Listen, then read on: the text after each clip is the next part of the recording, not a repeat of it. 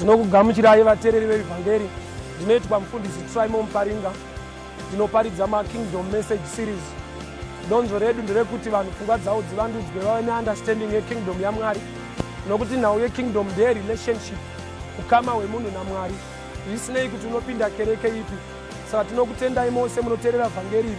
Haisi nyaya yematransfer kuti uchinje kereke yaunopinda, asi kuti inyaya yekuti your mind must be renewed so you can walk as a son of God in the kingdom. Tinokutendai, Mwari vakuitire nyasha zvikuru. Amen. Speak the oracles of Jehovah. By grace and by favor, we stand to declare your word in our nation, Zimbabwe. Give us the wisdom, understanding, favor in the name of Jesus. Amen. I'd like to teach, no doubt it's about the power of your testimony. Vanhu vaburitswa naMwari from Egypt, vachinopinda Canaan. Whether they were going to fight or not, the plan of God was Canaan belonged to Israel. Vasati varwa, even vasati vabuda Egypt. Pfungwa yaMwari ndeyekupa Canaan kuvana veIsrael. So whatsoever chinoitika pakati, vanhu ava vanofanira kugara vane assurance already kuti we are fighting a godly given issue. Nyangwe tikasvika pakurwa, chichatisimbisa nekusaneta mukurwa kwacho.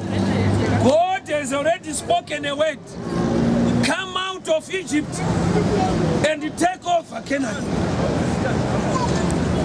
So, faith ikava muna Mwari haisheke.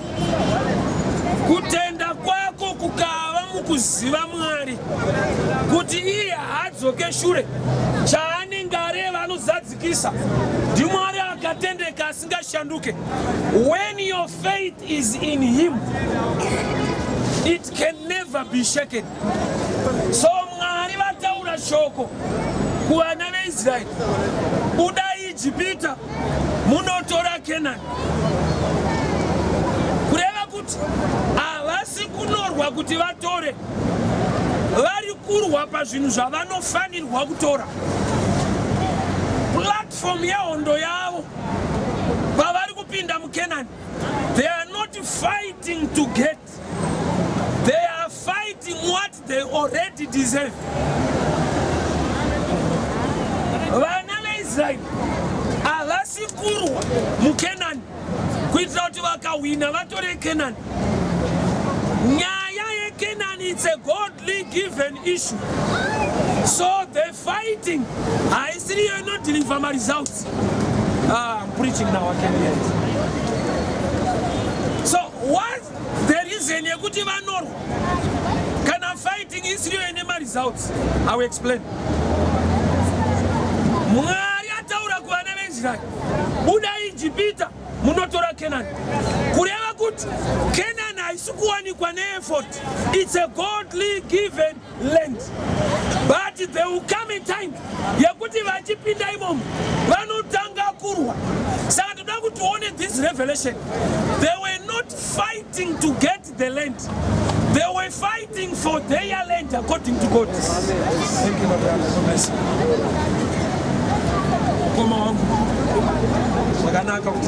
God bless you. Thank you so much, my brother. God bless you so much. So, faith yevana veIsrael, even panotumwa maspai kuti endai munoshora muone kuti makamira sei, the report does not matter because already they've got one report: Canaan belongs to Israel. So when the word of God is settled in you, your faith will never be shaken. Kana kutaura kwa Jehova, kana kuziva kwako Mwari kwasvika palevel yekuziva Mwari chaiye kuti iye haashanduke, haazomirira kunaka kwezvinhu kuti zvako zvikunakire. Iye akanaka munguva dzose. God is good all the time. All the time God is good. Saka Mwari wemhando iyoyi ndiye muridzi weshoko ratinoverenga pano. Ndo Bible ratakatenda. Whatsoever challenge yauri kuona, you are like a spy. But paunounza a bad report, you are killing your faith, not God. Pfungwa ya Mwari ndeyekuti Canaan iende mumaoko evana veIsraeri. Kureva kuti whether they fight or not, it's settled in the heavens. Canaan is now for Israel. But chakonzera kuti varwe for one secret. Ukapiwa chinhu so easy. Protection and security unoisa pachiri inenge iri less.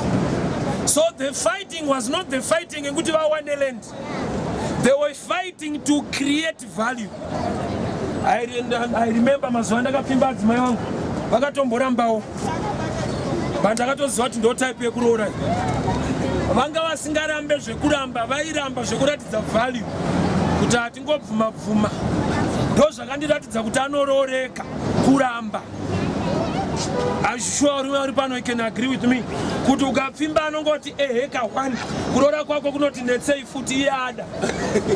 Nokuti une zvaunofungidzira kuti iye anongobvuma ka 1 ko ndikazotora rivi ndikaenda somewhere pakauyawo vamwe. Saka anoramba anocreate security kuti dedi ndakaoma ukaona ndatozoda munhu pane basi. So kana ukatora rivi unoenda ukazorora. So they know yavakataura ndichivaapproacha haisiye kudinaya. It's a no to create value. So the fighting of Israel, Mwari aida kuvashowa how valuable is the land. Mwari hasi kuti rwai ndikupei. They were given before they fought. It's the mind of God. Kuti budai ukumutoro. So the fighting haisiriyo ine results. The fighting is to create value. And it's just but I've come to tell you the voice of God. God is trying to create a value. He wants you to have a better look. Ukazoziva kuti ndakazviwaniswa naMwari zvamboti netsei ucharamba uchifamba naMwari. There is value creation. Kwete kuti you are fighting to get things. God loves you so much you get it. Amen.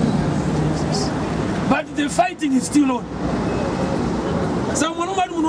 How can I fight? Kana Mwari wacho ati ndezvangu. Check kuna Israel. He was fighting in Canaan. Yet zvinhu ndezvake. But hondo yaitorwiwa. But in that revelation yehondo havasi kurwa kuti vatore. Vari kutorwa nokuti ndezvavo. Saka problem yaita vazhinji vari kurwa kuti vatore nokuti havana shoko rekuziva kuti ndezvavo. The fight differs now. Let me explain. Israel haasi kurwa kuti akawina atore Canaan. That's wrong concept. Vari kurwa nokuti vakapiwa Canaan. Problem yaita vamwe vedu uri kurwa zvausina kupiwa zvausingaziva kuti pfungwa yaMwari yakamira sei. Kana uri wekwamwari chese chaucharwira unenge une a voice from God. Ukarwa usina shoko raJehovha. I love a man called David. Hondo dzese dzaienda aitanga abvunza Mwari ndinokunda here. Kuti David ane better revelation anoziva kunobva kukunda. Kukunda hakubve mukugona kurwa. Kukunda kunobva kuna Jehovha. Saka hondo imwe neimwe yainorwiwa naDavid anga asingarwe kuti akunde airwa nokuti akaikunda. He was a man of revelation. So vanhu vari kunzi buda Egypt muende Canaan, but vamu wilderness vanonzi sarudzai varume 12 vanomboona nzvimbo yandiri kukupai. Yet voice raMwari rati kudi kwamuri kuenda inyika yeuchi nemukaka. But Mwari ndokubva vati ndakuda kuona vanhu vandiri kufamba navo kuti randinotaura vanogona kuritenda here nyangwe vakaita maonero anenge asiriwo. Saka vanhu ndokubva vapinda muKenani vakaona mune magiants. Mwari havana kuuraya vanhu vaigara muKenani. Canaan was not a vacuum. Maitova nemagiants, but iri godly given place for Israel. Mwari aida nokuti hautore promise kana usina faith. Haugone kutora chako kana usina faith. Icho chiri chako. Saka vanhu pavakaona muKenani mune majaindi, faith yavo yakasheka. Kwaite kuti Mwari anga atochinjawo mafungiro kuti sorry ndaita mistake, vachirimo ndakasika kuti munotora. No, asi Mwari akashanduka, vanhu ndo vakashanduka iye Mwari apromise. God will never change. God will never change. God will never change. Vanhu vapinda Kenani vakaona majaindi, michero inorimwa imomo vakaiona. Ipapo ndo panonditi rwadzei. Kenani iri kunzi promised land. Kune vamwe vaitorima vachikohwa vasina revelation yekuti nzvimbo yakakomborerwa. Vana vaAnaki kwete veIsraeri ndo vaidya mizambiringa yakakura. Israeri painotora sample vakatora mumunda memunhu asina kukomborerwa but ari kukohwa zvakanyanya. Ukazvitarisa kunyika uchazviona kuti zvaunoda iwewe zvinenge zvine munhu asinganamati. Yaunotoda kufamba nayo wakaiona nemunhu asinganamati. Vana vaAnaki ndo vane mizambiringa.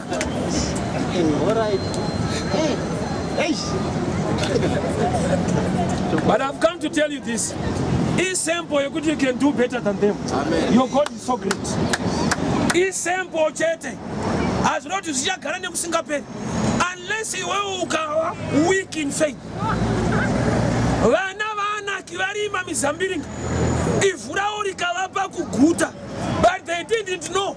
Kuti farming here is a sample for Israel, for real farmers. Vanhu vakatokohwa vakaguta muKenani, varidzi vasati vauya, varidzi vakambotora sample yevanhu vasiri varidzi, vakatoona kuti shuwa vanhu vane mizambiringa yakakura but havana chivimbiso naMwari, but ivhu ravo riri kuvapa kudya. Israel chamunetsa ndeichi maonero ake. Zvanzi vana vamajainda havambobvuma kuti titore. Whether vanobvuma kana kuti havabvume, ari kuda kuti mutore is more than those giants. Amen. Iyo ndo yava faith yavo yanga yamu maonero. Yet Bible not. When you walk by faith, you must not walk by sight. Mwari ndiye ari kutitora iKenani. Saka kana ukaona mune majaindi akakura zvakadii akutitora, you cannot compare God and a giant in Canaan. But iwo vakafungidzira kuti nyaya yeland yeCanaan ichadherivhwa nefighting. Yet they were already given by God. Fighting yaingova yekucreate a value, but the land belonged to Israel. So vanouya vanhu voshora vodzoka neNIV report. Only two guys, Joshua and Caleb, vanoti no, we are able, we can overcome. Caleb and Joshua maonero avaita haana kusiyana nemaonero etu kwavamwe, but vane mafungiro avainawo pamusoro pezvinhu zvaonekwa. Vaona Mwari achivagonesa, hazvirevi kuti majaindi ari kuonekwa havana kuaona. Just like when you are born again, uri muKristu unongoona sei maonero anoita vasinganamati. Even uri mufundisi, maonero anoitwa vanhu vachiona vakadzi ndo maonero anoita pastor kuti uyo mukadzi. Hapana chinochinjwa ipapo. Chinenge chachinjwa isystem yako yebelief nekutenda honor nerespect nediscipline mauri. But your sight remains sight ye human being. Saka Caleb and Joshua majaindi vakaona, but they never talk of giants. Nyangwe vaona magiants. Uchaona kuti vamwe pavanotaura nyaya yegumbo iwe unenge uchiriona but hautaure nyaya yegumbo. Inyaya yekuti mauri wakaburitsa such information. Vamwe vachidiscussa zvinhu zvamuri kutoona iwe unotoshaya comment pazviri, yet uri kutoonawo. Why? Program yaakurarama mauri haigone kukutendera kubata nyaya idzodzo. So you see, now yekunamata, the man must change inside. Mukati mukava neshanduko. It's easy kuti aite zvinoda Mwari. Saka uchiona zvakaomera mwana ari mudumbu kuti adewo zvaanoda kudya, kana akada chadyiwa namai ndo chaachadya, kureva kuti akakonektwa kwete kuchoice, kusystem, kureva kuti choice iri kumunhu akamutakura kwete kuna iye. Amai vakada madora, mwana ari mukati umwe achida zvakanaka, haana zvaachaita. Kana abuda ndo musi waanogona kuramba kuti madora handida anobaya. Kana ari umu nezvinobaya nezvinovava, haana choice. Ipicture yemunhu asiri born again. Kana akatoda kuita chakanaka, anoerekana atoita chakaipa. Why? Zvinora mweya unotonga maari ndo unopa influence pakarekta yake. Pauro anoti chandinoda kuita handicho chandoita, kureva kuti kana wakurarama muna Kristu, you walk as the Spirit leads. Unofamba sepfungwa yake kwete yako. So let me go back to these people. So theme scripture Revelation 12:11 yati vakakunda neropa regwayana uye nekupupura kwemiromo yavo. Ukatarisa panhauye vana veIsraeri, ropa ranga ratoshanda kare in Egypt. Vane ropa ravakaisa padhoo, ropa regwayana rakaiswa padhoo, vakabuda muEgypt. Rachanga chasara testimony of their mouth. But instead of bringing out a testimony, vanga vakuprofita future. Instead yekuti nyangwe vaona magiant vaifanirwa kubatanidza nhauye ropa yemuEgypt uye nezvaitwa naMwari munzira uye nekabudiro kavaita muEgypt. Inzwa, Mwari vakakubvisa kure zvekuti havangakubvise kure kuti vakudisappointe nhasi. Unopaziva pavaifanirwa kufa kana kusararama, but Mwari vakakutendera kurarama. Havana kukutendera kuti urarame kuti ugonyadziswa. Problem ndeyekuti matestimony iwayo unoaeliminate, unabasa nawo. David anoti achiona Goliath, ini yekuti ndinomurova kuzodii haisi nyaya, but ndinoziva zvandakarova. Ndiri musango, Mwari vakandipa kukunda pane bere, ndikauraya shumba. The power of the testimony iri muna David ndo inoita kuti afese Goliath without fear. That one thing that destroys fear in you, I see prophecy of future, is the testimony that lives in you. Unazizwele kuti enemy ye faith is fear. How do you kill fear? Fear inonyanyo kuadzwa kana uchigona kuremember where God took you from. You don't fear what you face in future. Amen. Goliath aitotyisa zvechokwadi. David anakona Goliath kari kadiki, akaona Goliath riri giant, but the power of the testimony yakaita overlook kukura kwa Goliath. A lot of people challenge yawasangana nayo nhasi, it's a small one. Mwari kwavakakubvisa, it's very far. So vanhu vakuzeza kutora nzvimbo inonzi Kenani, yeti vaburiswa mumaoko aFaro. Faro anga akaoma, but Mwari akaburitsa vanhu vake. Vanhu ivavo ndo vakudhauta Mwari iyeyo kuti Kenani aigarike. Ko kwamabva uku Red Sea yakaita parted. Those testimony were gone. Nekuda kwe giant raonekwa muKenani. And it's not the giant is standing in your life. But I want you to go back and check the testimony of your life. God took you from very far. Kana tiri sutakaita kuya kwa Harare tiri muroni, tinoziva Mwari kwaakabva nesu kure. Vamwe makaberekerwa muno, vamwe takauya nerori. Rori yaitoendawo kubhora nevamwe, ndoyatakakwira. So Mwari uyu tinomuziva kuti ruoko rwake rwakabva nesu kure. Vamwe mune hama dzedu ishoma, tiri mabva kure. Saka Mwari uyu ndinomuziva kuti paifanirwa kuekitwa nehama yangu ndiye akaekita. Saka he cannot disappoint me today. Kana iye akabva neni kure. There is power in testimony. David anoona Goliath. Vamwe vachitaura kureba kwaGoliath. David anoita play back the memory. Kuti Mwari uyu wandiri kuda kushanda naye nhasi ndine nhororondo yemashandiro atakamboita naye.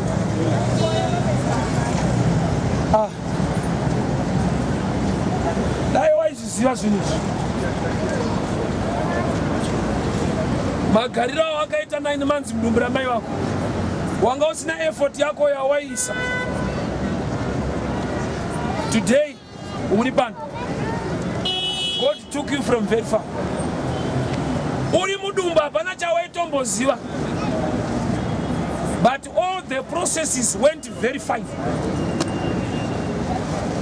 Kuti Mwari akaita kuti uberekwe is the one still standing in your life. Munoziva here kuti nyaya idzi hadzisi nyore kunzi pangoberekwa mwana. Iwe maybe ukavhista hospital zvino zvinokubatsira kuti uve nefaith muchana. Kudeliver a baby haisi an easy issue. Vamwe vanoita miscarry, vamwe vanofa, vamwe zvinoita sei. Iwe wakaberekwa zvakanaka pasina kunamata kwawakaita. What more wakutomunamata Mwari wacho iye aimbokugonera usinganamata. Aiwa apa sana ndoba anofana ku kana Mwari uyu ane zvaimbokuitira nokuti nzwa chinoita kuti Mwari atiitire kururama kwake. Samwana wakwataiwa ukanamata so ndokuti unyatsomupusha kuti aite. Ivo vana veIsraeri Moses anonzi buritsa vanhu ava ndinamata. Saminana yese iri kuitwa genga risati rakunamata. Matatya achisvetukwa kuchiva nerima. Mwari ari kuti vanhu ava kana vabuda vandinamata. Saka Mwari munoitira vasinganamate minana sei. Ipapo ndo zvaifanozikana neIsraeri kuti kana akambounza matatya akatiburitsa pamaoko aFaro tisati taakumunamata. What more this time tichinamata? But still they were doubting. Buritsa vanhu muIjipita vandinamata. Kureva kuti mamiracles ese akaitwa muEgypt they were done for people who are not yet worshipping God. But when they were now worshipping, they were doubting. I don't know what the faith inosheka sei. Kuti usinganamata aikuchengeta. Apa wakunamata ndoba kutodhauta kuti pamwe zvingangoramba. Usati wakuziva Mwari uyu ndiye aingoita kuti urarame. What more nhasi wafesa a challenge, but to make things better for you, you are now a believer. But ndoba uri kutovhunduka kuti Mwari wakasandiona ndakuwara. Ko vaimbokuona sei usinganamati? Do you know how faithful God is? Mwari akarurama zvingaiti. Ndiye akadhila newe usati watendeuka.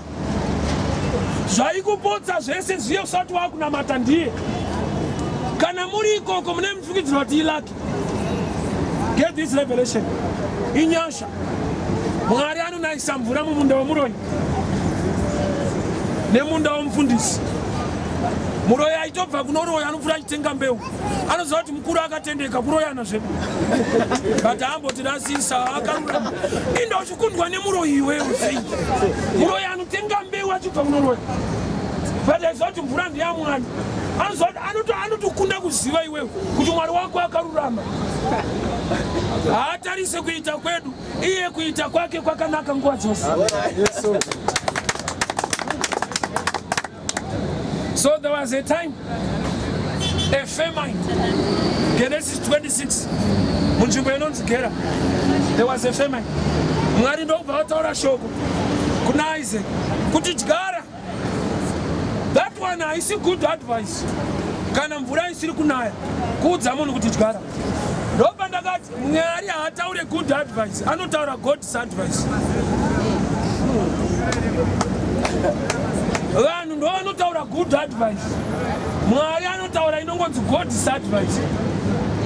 No wonder vanhu vaifamba naJona vane zvinhu zvavaiburitsa mubhoti kuti rireruke. That was a good idea, but God's idea kwaitova kuburitsa munhu kwete zvinhu. Yet kwavari God's idea was the dangerous one. Yes. But the good ideas were the better ones. All right. Vanhu vaiti tikaburitsa zviri kurema rikareruka bhoti tinofamba zvakanaka. Jona muprofita ndokubva asimuka. Zikanzi varume yamuri kutamba yekuburitsai ndiyo, but zvamuri kuburitsa hazvisi. Vari kutoda kunyudzwa ari muprofita. Ndopa vakati pfungwa manje uya Satani. Rava kuti good idea inogona kuclasha neGod's idea. All right. Ya yekuburitsa munhu. Unozavhangeri rikasvika level iyoyo vazhinji vedu hatigone kurigamuchira nokuti tine vanhu vanoburitsa offering, vanoburitsa mari dzavo, but kuti aburitse small house mulife yake kana yekuburitsa munhu unotovuka kuti handisi kuparidza. Asi ndikangoparidza kuti bring your offering, man of God, man of God. Asi tikati tasvika stage yekuti hatichaburitsa zvinhu, munhu ari kugara nemunhu asiri wake ngaaburitse. Kana ukarenga nyaya Bhaibheri rinototi varume vakati hazviite kuburitsa munhu. Chazvanetsera manje mukasaburitsa munhu vanonyura vanhu. Saka ya choice. Mukasaburitsa munhu vanonyura vari vanhu.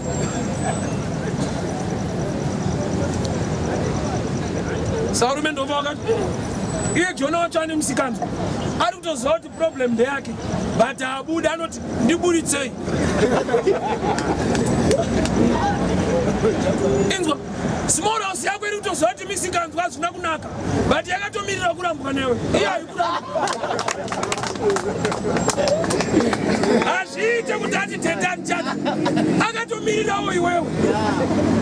Sei uri kuona ngori kumubatsira muri kwavanozitambudzika so uri kutomubatsirawo. Inzwa nzenza ikadzikisa mutengo Mwari haafare, vanhu ndo vanofara. Nzenza ikati ndakuita $2, Mwari amboti arerutsirawo vanhu, ari kukanganisa hake but ari kurerutsa.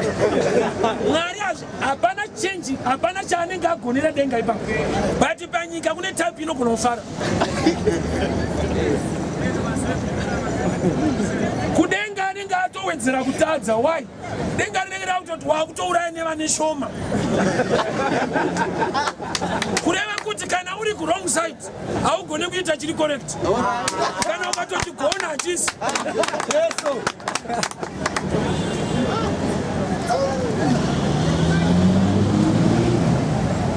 The 12 men vatumwa kunoita spy the land. Shoko vanaro kuti nzvimbo yamuri kunoona ndenyu. So vari kuspaya zvinhu zvavo. Saka nhau yekuti hatigone kurwa kuti titore Canaan. Lack of revelation. They were not fighting so that they will get Canaan. They were fighting for their own Canaan. Yanga itori yavo according to God. Havasi kurwa kuti kana varwa Mwari wobva ati chitorai makunda. No, vasati vatomborwa. Canaan belongs to Israel. Ukava nerevelation yekuziva kuti chinichi handisi kuvavarira kuva nacho, ndiri kuchivavarira nokuti ndechangu, you fight better. Amen. That's why somebody died. Muri kuparidza kuti vanhu vapfume harisiriro vhangeri. Ndikati you lack revelation. Bhaibheri rangu rinoti you are not poor, you are rich. Kupfuma mukingdom yaMwari haisi achievement, i-identity. Ndiri kutaura Bhaibheri chairo kwete zvimachechi, Bhaibheri chairo. Mwari anoti you are not poor, you are rich. I-identity iyoyo haisi achievement. Whether unofa usina zvawaachieva, you are a poor man atadza kudiscover his own riches. So When you are still a baby in the kingdom, you try to look for riches. But when you are mature in the kingdom, you are a rich man discovering his own riches. All right. Vanhu vaviri vavo vakasiyana, ari kudiscover zvinhu zvake neari kuvavarira kuzviwana. Let me help you on this one. Pese panorwiwa naDavid anotanga abvunza results. Ndoenda here ishe, ndinokunda here. 1 Samuel chapter 30. Go, pursue, overtake and recover all. Fight yaitwa here. Aisati, but results here. Ziklag yatapwa. David atora effort ya priest. Afugama akati Mwari we ndotevera here. Mwari vakati tevera. Pursue, overtake, recover all. Munhu akutogoyewa zvinhu asati aenda. So David paari kutera, haasi kutera asina revelation mari, ari kutera ane shoko rekuti ndiri kunotora zvinhu kwete kunovarira kuti pamwe ndichatora. Doubt reason yekuti the word of God in you is less. Doubt yauri kufamba nayo inyaya yekuti Mwari wacho mauri haataure.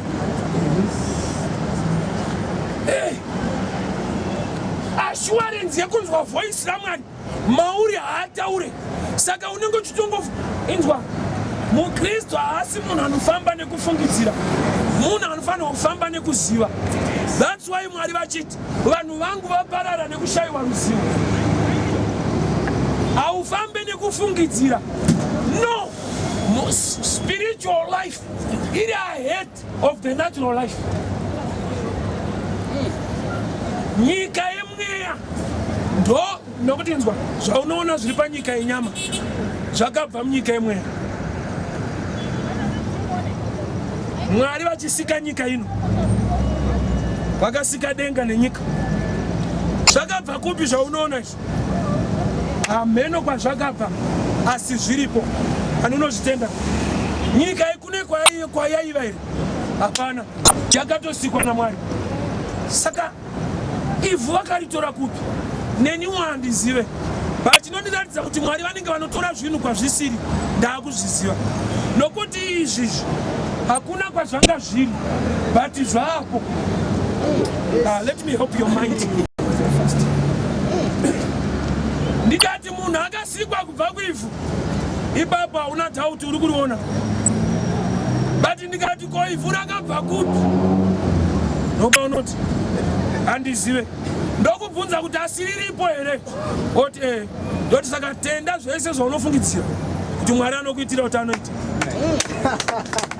Nokuti ivhu kuritresa kuti rakabva kupi hapana anotoziva. Asiriripo here? Saka nezvatisingazive zvinogona kuvapo. Zvausingagone kutresa nemind yako, Mwari ndo zvaanoita izvo. That's God for you. So your faith ikava mukuziva revelation ya Mwari wacho. You must know him. Daniel 11:32 inoti vanoziva Mwari wavo vachava nesimba, vachaita mabasa makuru. And the opposite is also correct. Vasingazive Mwari wavo vachashayiwa simba, vachashandiswa zvikuru. Depth ye knowledge don't dimension ema exploits. Ndo zvakanakira muJesu akafamba netsoka pamvura aina Peter. But vaitonopinda mubhoti mune vamwe vasingade kufamba netsoka. Jesu haana kuti kuna Peter ngatipfurire bhoti timu haidi minana.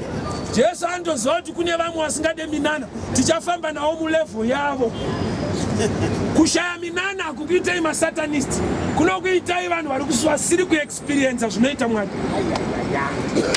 Jesu haana kupfuririra vanhu vari mubhoti, akanovajoina kuratidza kuti Mwari wedu akatendeka. Anotoziva kuti unamata unonamata but hautende zvishamiso. Asaka hausi musatanist, uri munhu ari kurasikirwa nezvinhu zvaMwari. Jesu akatonopinda mubhoti rine vanhu varamba kufamba pamvura netsoka. Kuratidza kuti Mwari anotoziva kuti we munani haudi, saka achafamba newe mulevo yako kwete yake.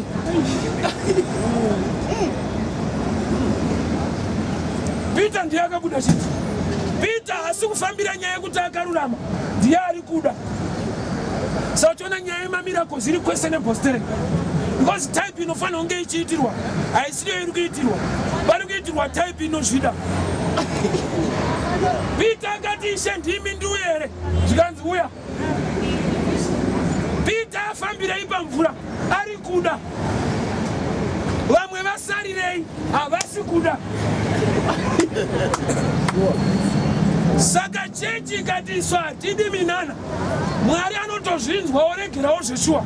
Hamuite masatanist, munoita vanhu vakaramba simba raMwari chete. But pakuimba ndo pamunozondinetsa.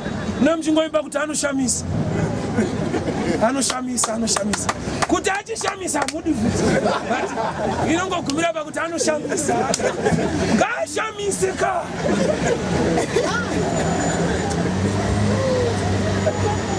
Vanogadzira nzira, pasina nzira, ngaichigadzirwa ka mishonga.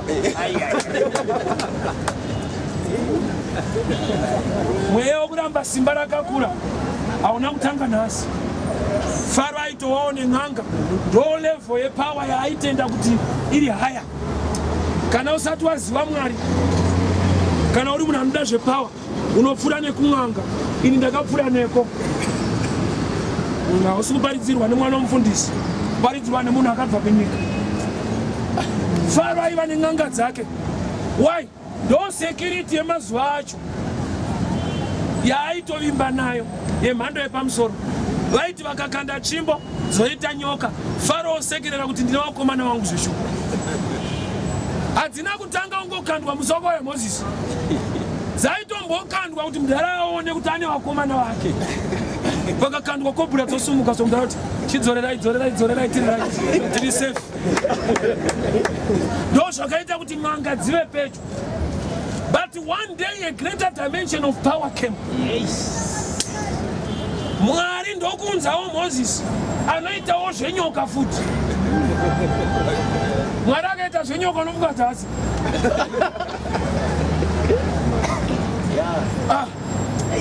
MuBhaibheri mune muprofita aifidwa neshiri, Elijah. Imagine akapinda muchechenyu akapa testimony kuti ndine zvishiri zvangu munatiza.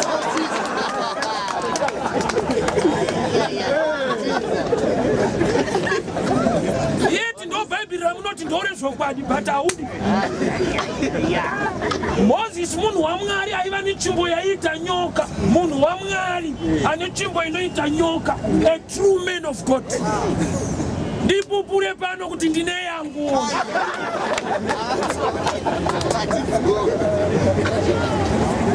Kuti level yedu yekutenda inoda kuti zvigumira ikoko.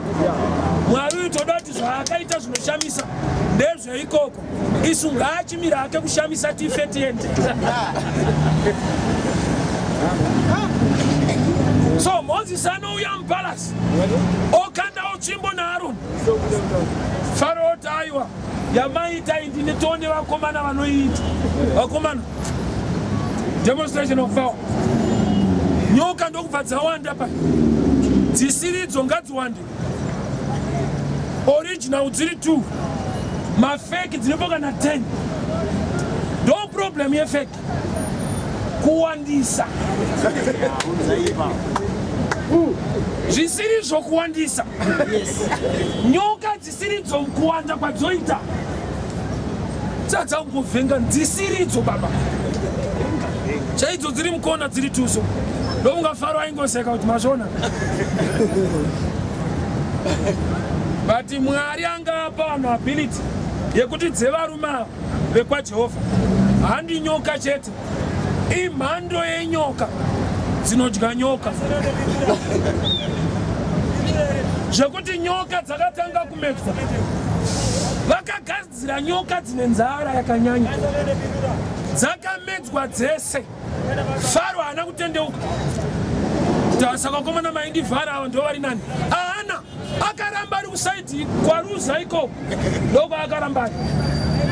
kureva kuti wanga watomweya ukuenda kusaidi risiriro dai akaendera maresults ndo musi waifanirwa kutransfer.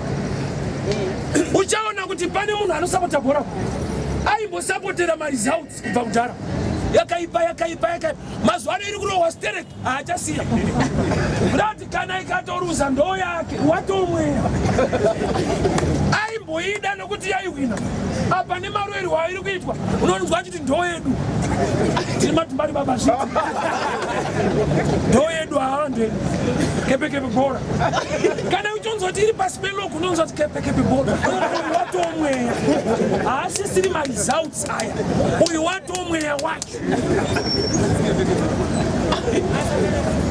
kana ikarohwa zvakadii haachachinja kuti anotanga achiinga maresults ozomanipuletwa nespirit opedzira akuda zvinhu izvozvo chete. So Faro haana kushanduka. N'anga dzamedzerwa tsvimbo, even n'anga dzacho hadzina kutendeuka. You remember Peter achidambura munhu nzeve mukadheni, munhu iyeye nzeve yakadzorerwa, munhu iyeye haana kutendeuka. Akatoshedzera kuti naye achiitirwa munana but akatadza kuteerera Jesu. Ukaona miracle yatadza kukuconvince vhangeri roramba zvirema zvosumuka oramba uchingoti hasi mwari wacho unomuona si mwari ari papi roshumirwa woti hasi zvirema zvoporeswa woti hasi mwari anomboita nezvei waunoziva iwe mwari mamiracles aite kushumira hasiriye anoita nezvei chaiye noti mwana upfuura ngoparidza hasi mwari azviite zvati kuri kuitika minana hasi mwari azviite wake anenge achiita nezvei haparidza haite mamiracles anongova mwari chete.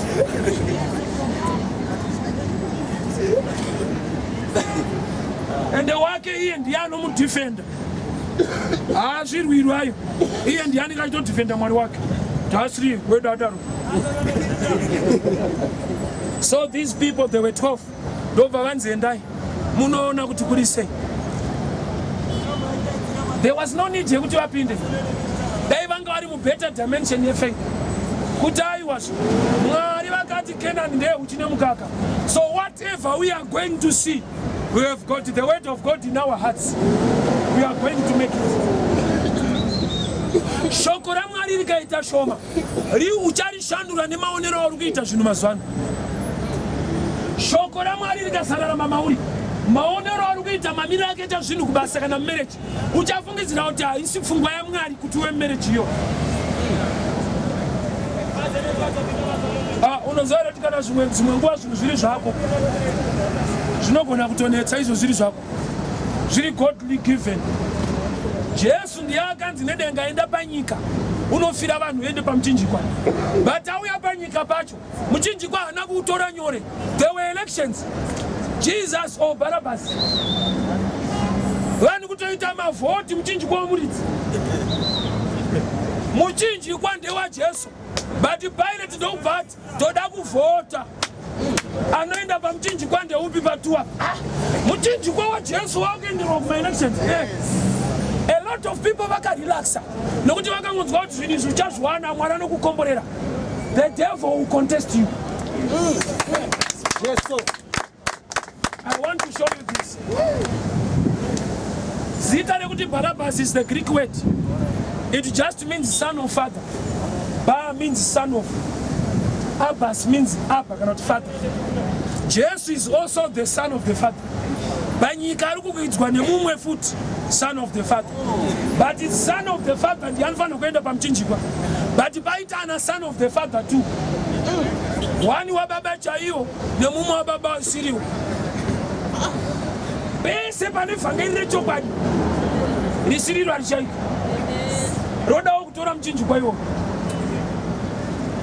So vari two vari kuitirwa maelection vanhu kwakubvunzwa munodana wani ndiye anoenda pamuchinjikwa zvekuti dai vanhu vakati Barabbas ngaende dai tiri patight taifirwa naBarabhasi.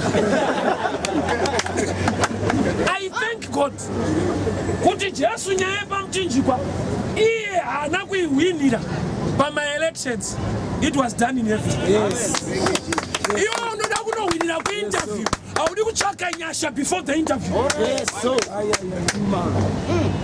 Unoda kunohwina mugemu racho, haudi kutanga wahwiniswa naMwari before the game.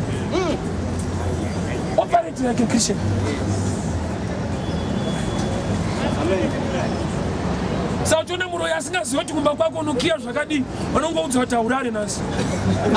Asati aongorora kuti unokiya zvakadii, andozandopinda ndezvako, ndopinda chii. He's a spiritual man. And even akasauya haurare.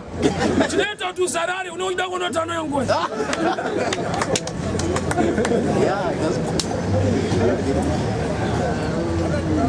Vanhu vavimbiswa naMwari, Kenani ndenyu. But pavakunotarisa Kenani yacho, vakutaura imwe pfungwa kuti it's not possible. Kureva here kuti maonero evanhu achinja vhangeri hongu. Mwari haashanduke, maonero ako ndo akashanduka, ukafungidzira kuti Mwari havakugonesi. Amen. Mwari ati pindai mutore Kenani. Saka fighting haisiri inopa vanhu Kenani. No, they were already given by God. Jesu kana vanhu vakanzi munodani Jesu kana Barabhasi. Jesu apa haasi worried. Why? He knows kuti ndo yandakainga yemuchinjikwa haisi yaBarabhasi.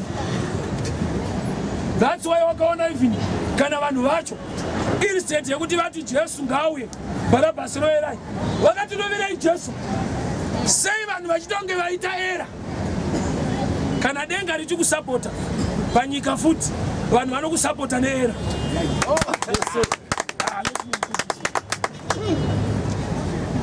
Barabhasi naJesu ari kuenda pacross ndiani? NdiJesu. Ndo pfungwa yaMwari. Jesu ngaadeure ropa vanhu vaponeswe.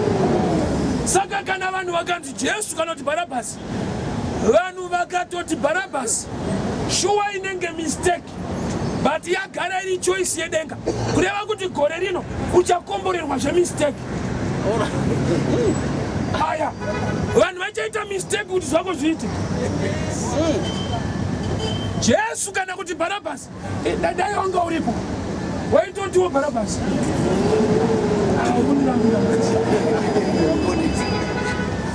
Dai wanga uripo Jesu na Barabhasi, waitotiwo Barabhasi.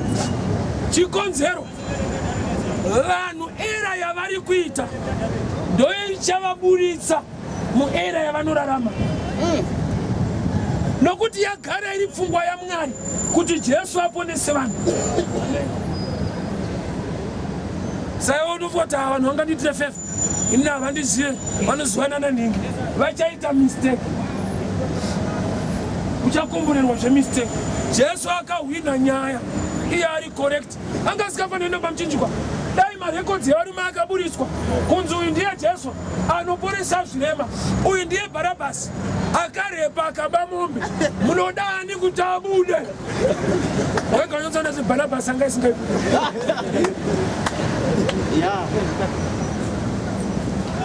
Barabhasi ane nyaya dzake, Jesu ane dzake. Jesu dzake dzakanaka ufunge. Hama dzaRazaro dzadziripo, Jairasi anga aripo kumutsirwa mwana, 5,000 vakafidwa vanga varipo, Barabhasi vakarepera vana vanga varipo, vakabira mombe vanga varipo. Dai marekodzi akabuda pachena anga asingaibude. Ndo zvakanakira vhangeri raJesu, rinodzima zvipomerwa zvako. Harikupe mhosva, rinotokuburitsa mhosva. Ndokunaka kwevhangeri raKristu, harikupe mhosva, rinokuburitsa mumhosva dzacho. Vhangeri haripe munhu mhosva. Let me show you this. That's the main reason kuti place munyari pavanoti kuri kuuya disaster, kunototanga kwauya a way to come out of disaster. But nzeve yako ikasateerera vhangeri raKristu, mudisaster ndoma unozoda kutsvaka nzira yet nzira yakaparidzwa before the disaster.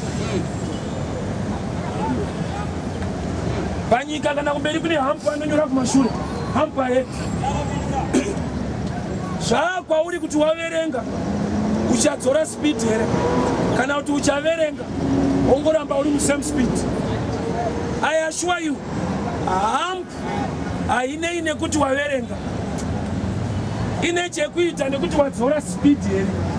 Wakaverenga ukasvika uchimhanya unotamba nhova wakaverenga. Tine vanhu vari kuriverenga but hasi kufamba musha.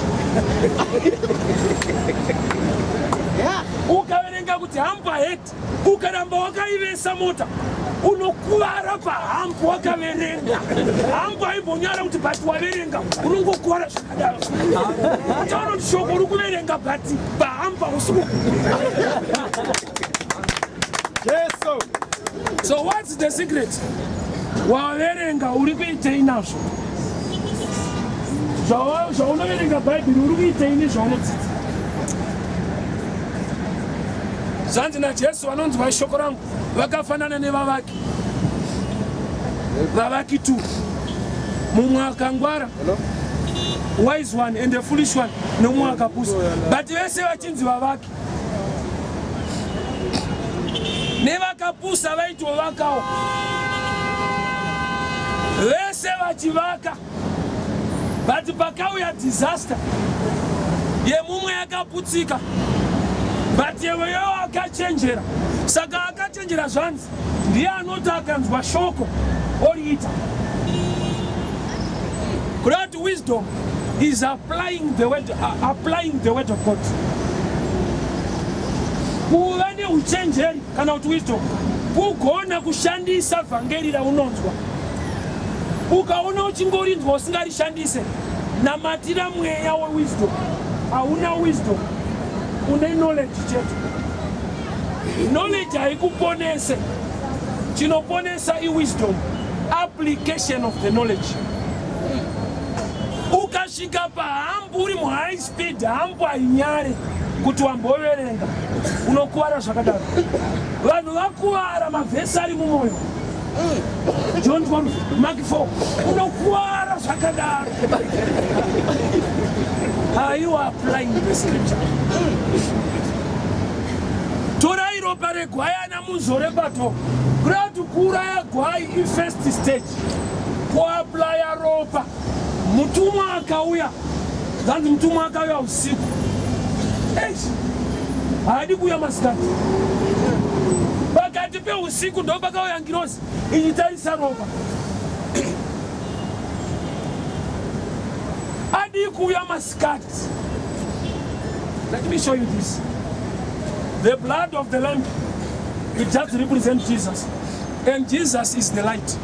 Kureva kuti chaitoratidza kuti ropa iri nderegwayana raifanirwa kupenya usiku nokuti Jesu wacho is the light.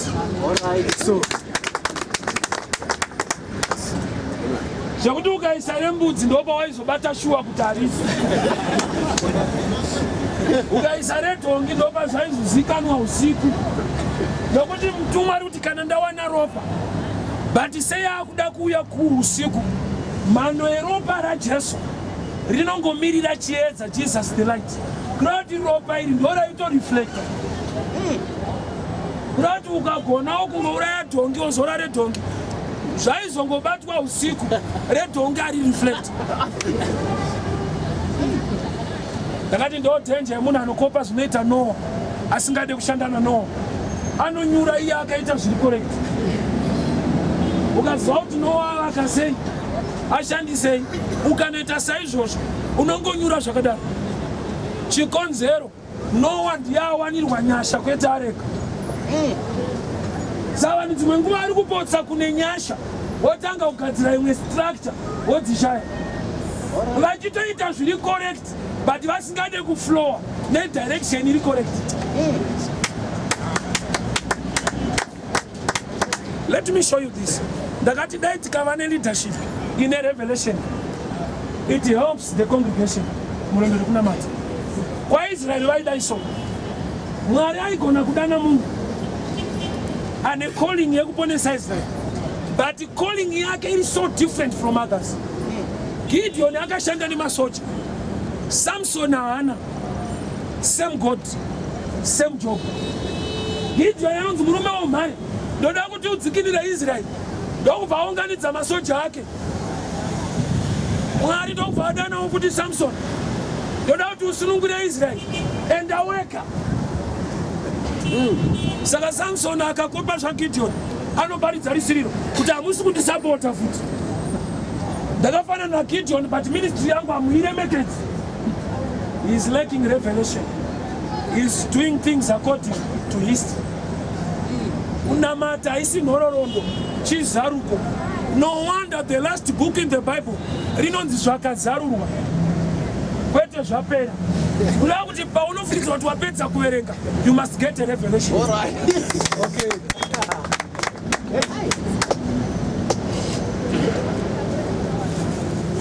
Vanhu vari kupinda Canaan kunoongorora kuti muri sei.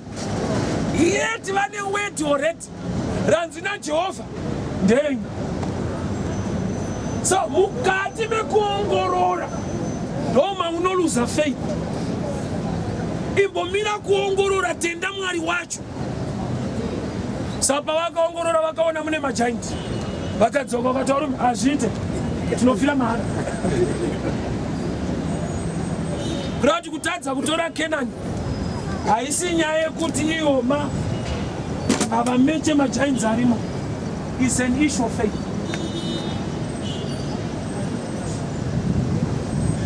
Iwo vaona mune magiant. Even dai vakasvika vakaona mune vanhu vakaona, vaichinja statement. Mweya wokusapinda une nharo. Vakaona magiant vakati torowa tikafa.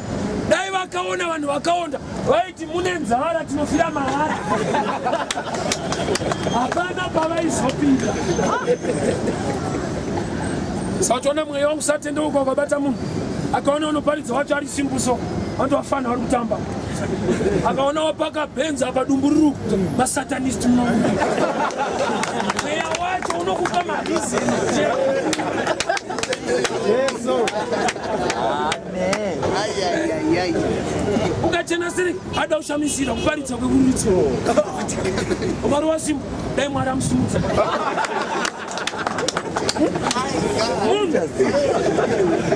Unakaoma. Unazvare kuti mubhaibheri Mwari pavaisika zvinhu vaiti this is good, this is good. But pavakasika munhu ndopakachinja mutauro. Ndopavakati this is not good for a man to be alone. Amen. Vakasikwa mombe vakati zvakanaka. Gomo zvakanaka. Vakazosikwa munhu ndopavakati asi right. Zvatotanga kuipa. No wonder even in society. Tine munhu anotya kuita chinhu nekuti vanhu vanoti. Let me tell you this. Even mukusaita pane zvavari kutaura. Ungoti hausi kuzvinzwa. Vari kutokuwanzira usina chinhu. Saka ndikaita izvi vanozotaurisa. Vari kutotaurisa kungoti haunzwe zvako. Vari kutotarisa usina kana chinhu. Ukatenga masofa ukaenda nawo kuseni kuti tione manje kuti atenge. Ukati rega ndiende nawo usiku hekuba akuiwa nawo usiku. Saka funga kwako masofa antengwa nguva. Kana uri musociety yakadaro ukunzwa masofa izvo. Hapana kutoramba chigara pasi. Society haigarika. Anytime iri wrong. That's people for you. Yes. The same war, hondo imwe chete yekuti vamwe vakamira vakarwa vanonzi mahero.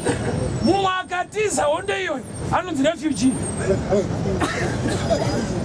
Haisi hondo yapa vanhu mazita. Zvaitwa nevanhu muhondo ndo mazita avo. Zvinoita kuti mumwe anzi hero kuna akaita refugee panguva yacho. Madecisions akatorwa nevanhu zvinhu zvanetsa. Mumwe akati ndotomira zvinhu zvangu. Mumwe akati ina handidi zokurwana nemunhu. Ndodzoka zvanaka. Refugee.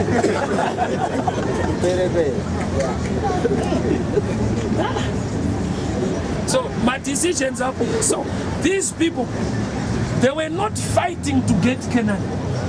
The revelation was already out from the mouth of God. Canaan belongs to you. Munhu anoziva kuti Mwari kana areva shoko rake ari kurevesa, Mwari adzoke shure, Mwari ashanduke.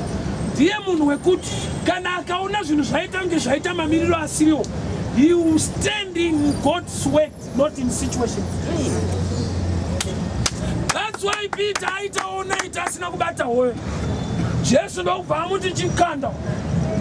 Peter akabudawo pachena kuti tangotraya usiku wese atina, asi nekudawo kweshoko renyu. That's why Peter akamuti unoita mudzidzi, shoko rangu unorida straight. Wariona tinoshanda kudarika dhamu rangu. Nekuda kweshoko ramataura ata akukanda. Kuti chavari kukandira haisi trust yedhemu, itrust yemunhu asiri mudhamu. Yes. All night. Inzwa. Ndakati miracle hombe hakusi kubata fish dzakawanda mudhamu. Kubata hoyo mudhamu hakusi munana. Ikodzero ndoma dziri. Munana kusabata dzirimo. Amen. Vanhu munana mauziye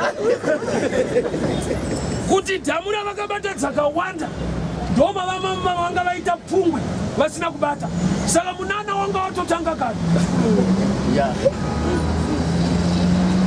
kusabata madzakazara munana iwo.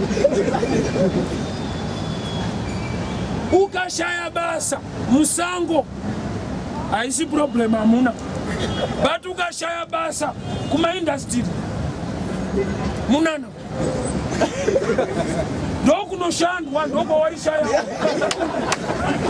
Saka usundiva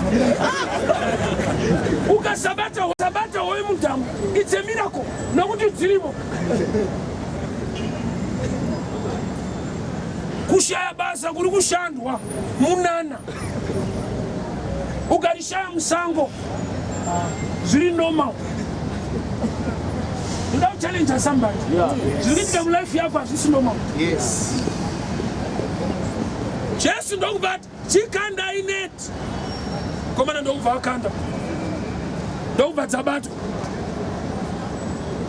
Dango kuministra. Sei Peter akazobvuma kusiya fish. Iye ari munhu aida fish. Dzava dzabatwa dzakati one day Bible rangu roti Luke chapter 4:5. Neti rikatanga kubvaruka. Neti rakabvaruka kudaro hadzisi fish idzodzo kuzara muneti. Rakabvaruka iroro fish kuzara. Saka Peter neti raapanze fish dzakawanda. Kwakutarisa neti kuona rakabvaruka. Ndopa akaziva kuti uyu ndiani nyaya yese. Haisi neti. Iri rikabvaruka mubvarukiro waraita rinoluza fish. But nhasi ndarakabvaruka rabata dzakawanda. Uyu mudhara ane nyaya mudhara. That's why Peter got to say, oh, I'm Chada. Top 10. Because my show when you are to battle Udarika net.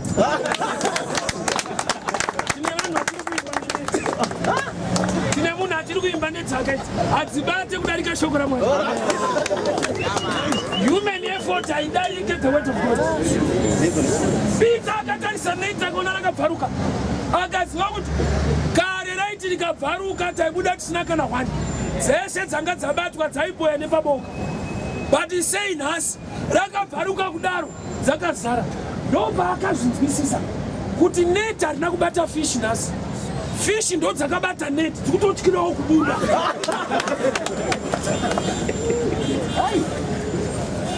I know it's one of the Rama. Tiri kuchikora and I didn't get some zone of Katarachi. But right,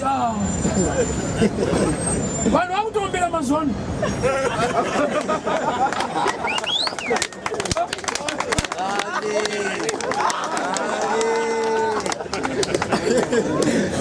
Amen. Sakande can number that was here. Utanova this Jesus.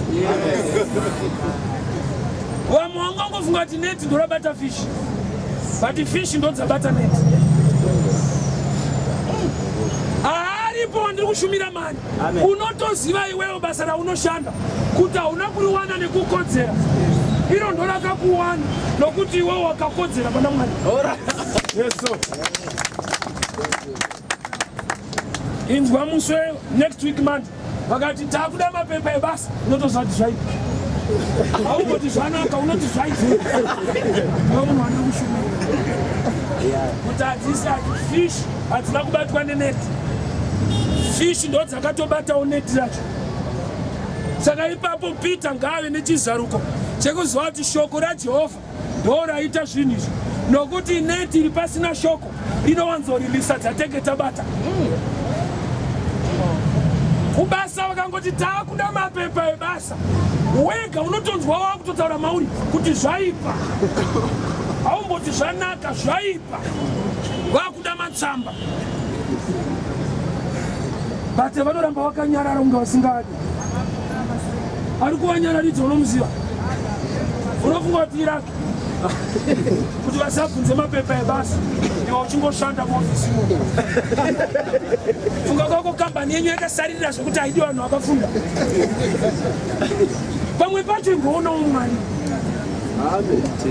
zvitange musi wemande kuti mapepa unoenda kuprayer line vakuda mapepa handina munhu waMwari dai ndaitirwa nyasha unadzo nyasha idzi vakagarika sei papa Peter akati from today handingarambe ndichitrasta net ino richitombobvaruka but nekuda kwemashoko emurume uyu net rakabvaruka nhasi rabata uchaona kuti salary yako idiki but mabasa iri kubata mufamily saka haisi salary neshoko raMwari rinochengeta mwoyo ukaweka yaunotambira nekararamiro kaunoita unoparitanga uri kuba ndo dzinonzi nyasha bururu hadziwekeke imboweka yaunotambira zvaunodya zvaunopfeka transport kuzodii uchaona kungonotambira times 2 ukaweka musha yet izvozvo wanga usingazvione waingofungidzira kuti hameno yaungofungidzira kuti hameno iri kuitika inyasha. So people vakagona kuziva a testimony they can overcome. Revelation 12 verse 11 vakakunda neropa regwayana uye nekupupura kwemiromo yavo. Ropa regwayana nderaJesu, muromo unopupura ndewako. Chii chinopupurwa zvaakakuitira Jehovha. David anoti kudii kuna Goliath, Mwari akandipa kukunda kumashure, nhasi ndokukunda kureva kuti ndine nhororondo inogona kundipa assurance. Like me, Mwari akandidana ndichirwara neTB, saka kana ndikaita flu I'm not worried much. Takapfura nezvikuru kare, Mwari akatipisa ikoko. Ima munhu anokupa laptop ungatadze kumutrasta kuti angakupe ballpoint. Anokanza ulipe nevanhu.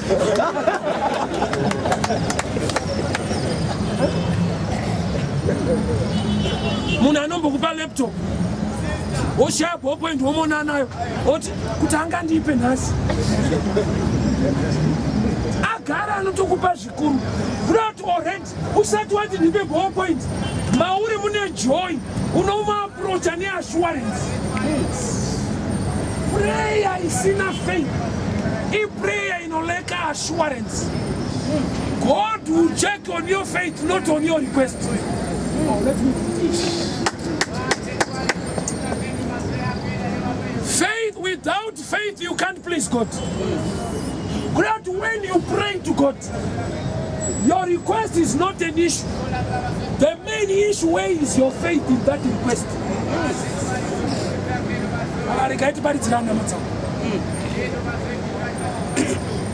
Kuti Mwari nditire nyai, Mwari mukanditira nyai mukandikundisa nyaya yakakura iyi, Mwari ndikundisei. Unoziva kuti zvikuru kuvanhu kuna Mwari zvidiki. Mwari haana nyaya inonzi emergency. Vanhu ndo vane nyaya dziri emergency. That's why Jairus mwana wake paakafa, Jesu akamuti believe kungenya isiri serious. Jesu anakuti gati manye mwana atofa kaka. Wakambo Jesu akamanya mbali wamapoti. Kana leti ndevele kanzi mkosi ya kijiji. Manya hakuna emergency. Even if you have mapisura zaita, I see emergency. God will surprise you. You can do it. Ambo manya no kuti kwa South Africa authority. I know him better. He's the God of omnipresence. Kwa unovukizata hako ndo kwa. So mwana Jaira safa. Jesu anakuti mwana ngati wedzele place. And let's talk no shika. Asata nyanzo firirira. Jesu akati chero kunge kuna Lazaro. Akatozouya mukomana avigo. Unoti vanhu vaiona Jesu murodi vaiti kudii? Idzi dzakubata maoko, dzanga dzakamirirwa nguva yese. Ndiye mufundisi wavo waitemba kwa. Haana kukana panhama haana kuuya. Apa akuya kuzobata maoko. Mwari achasurprise vanhu. Mwari achatanga akunonokera achida kungovashoka. Dai Jesu akauya Lazaro achirwara. Mbiri yacho yaita diki. Vanhu vaigona kufungidzira kuti anyway chirwere chacho aigona kuzombofika anyway. Saka Mwari akabvisa machances akasiya nyasha. Pane imwe situation life mako yekuti zvikaita manje so vanhu vangangofungidzira kuti because wakafunda saka wakazoronga ukazozwanana nini. Zvichaita worse kuti Mwari aburitse the best.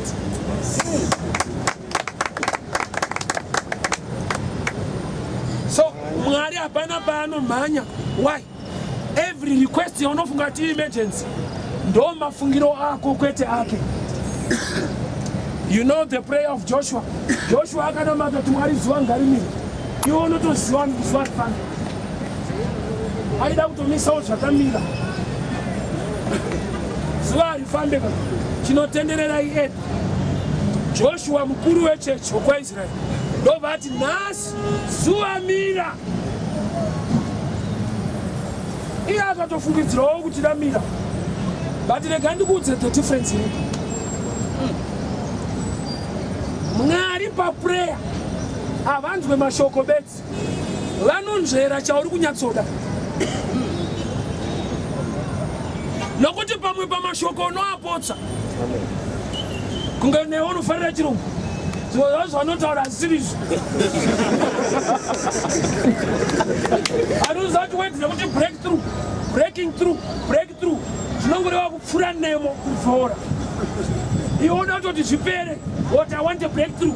Vanondoziva kuti uyu ada kuti zvipere hazvina kupfuura nemo. Vanondoziva kuti chirungu changorasa vanonzvera moyo. Breakthrough unatopfuura nemo iwewe. Kuti uda kuti zvingopera zvakadaro. So prayer yaJoshua chaari kuda ndechekuti nguva imbomira. But yake nguva izuva anotoriona richifamba richidai. Dai zuva raibuda richivira. Vamwe vedu taigona kukupudza kuti pakati peusiku mutaimira. Wozotiudza kuti rinodzokera nguva iyo. Nokuti pese patinomuka mangwanani rinenge richivira kuti. But patinorara rinenge richivira kuti. Vana akariona richidzokera. Rinodzokera nguva ikufunga. Hapana kwariraenda. Pariri ndipapo. There are times yekuti mwedzi unogona kubuda uri full moon pamwe uri crescent. Mwedzi wagara ungoridzi worarerawo. Paunooneka uri crescent hazvina kuti unombopota uchidambuka. Maonero ako ndo anombodambura. Zvauti ukadzidhirowa mwedzi haugoni kudhirowa crescent. Unotodhirowa chakadai. Kunoti pane imwe nguva waunoapira uri kachidimbuso.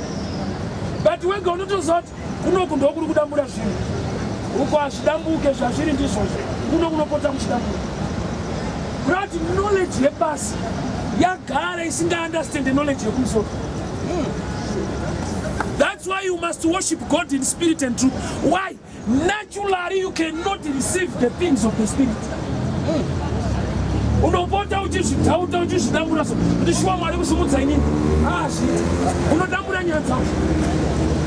Why? Nokuti Mwari matauriro ari kuita majaindi arimo amaona muKenani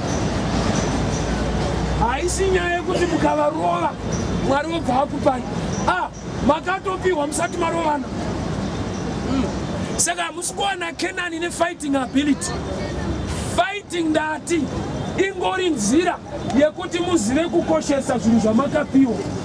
Koza munhu anoita mari yekutumirwa nehama ikabi